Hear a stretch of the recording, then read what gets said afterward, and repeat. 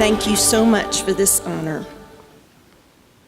The only way I'm able to accept this honor is to do so on your behalf, because it's yours as well, the circle of gold. The circle has come full circle, so let me explain. Coming to Florida State in 1967 was the beginning of a journey from a dark childhood into a light and vibrant world in Tallahassee. A life I really at first did not comprehend. The foundations of my formative years were anxiety, distrust, fear, and isolation. I knew no other way of living. The one thing that I knew for sure was that I had a musical talent which seemed to flow from my head to my heart and out my fingers. I experienced a path that was illuminated by strangers who eventually became friends and encouragers. These folks, many of whom sit right here today in this room, opened up their hearts to me by taking time to listen, taking time to purposely connect, to guide me through academic decisions, but life decisions as well, and to set me on a path of spiritual growth. That was revolutionary for me, to experience the goodness in others, to become comfortable with trusting others, many of whom lived their lives in such a way which pointed me to the God whom I'd begun to understand as the author of my life and my gift. This power at work within me was far beyond anything I could have ever imagined. And so, my journey as a Seminole was one from darkness to light in many ways. When I graduated in 1971, I married Raymond. We had met in the Seminole dining room in 1967, and I was simply dazzled by his good looks. But Raymond was one of those marvelous encouragers, a faith-filled believer. I was drawn to him by his integrity, by his wisdom, and the way he lived his life.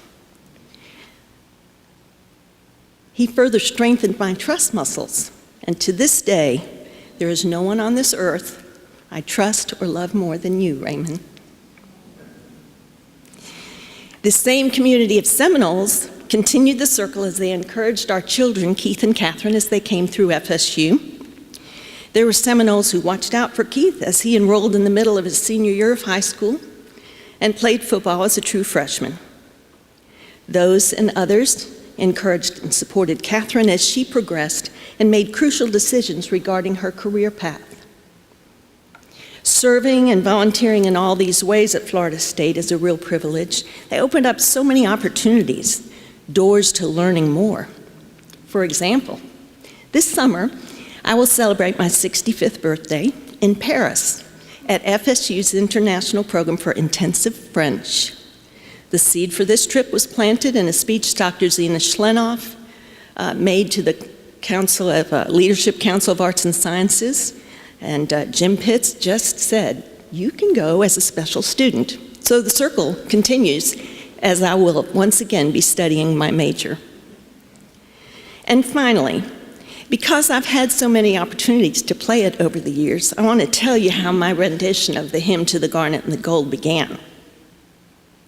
Raymond and I had traveled to Pebble Beach for our 25th wedding anniversary, a trip that we had planned for well over a year. Little did we know at that time that we would make the trip the week before Florida State Seminoles would open up their 1997 season at University of Southern California, or that Keith would play his first college game there. So anxiety was the rule of the day on this wonderful wedding anniversary celebration. And I believe it no coincidence that down the hallway in the hotel where we were was a piano. So every day I would spend a few minutes working out the hymn in my head as I heard it, calming the anxiety and the excitement of the occasion to come, and working out what was in my heart through music. At that time, it was a work in progress. Since then, it's been played at parties, celebrations, ceremonies, weddings, and funerals. It's been played at times of great joy and times of great sorrow. But now, it has become a vehicle to express an overflow of my heart and an offering of thanks to the FSU family and community for the profound impact you have had on my life. So, this circle of gold belongs to all of us. Thank you.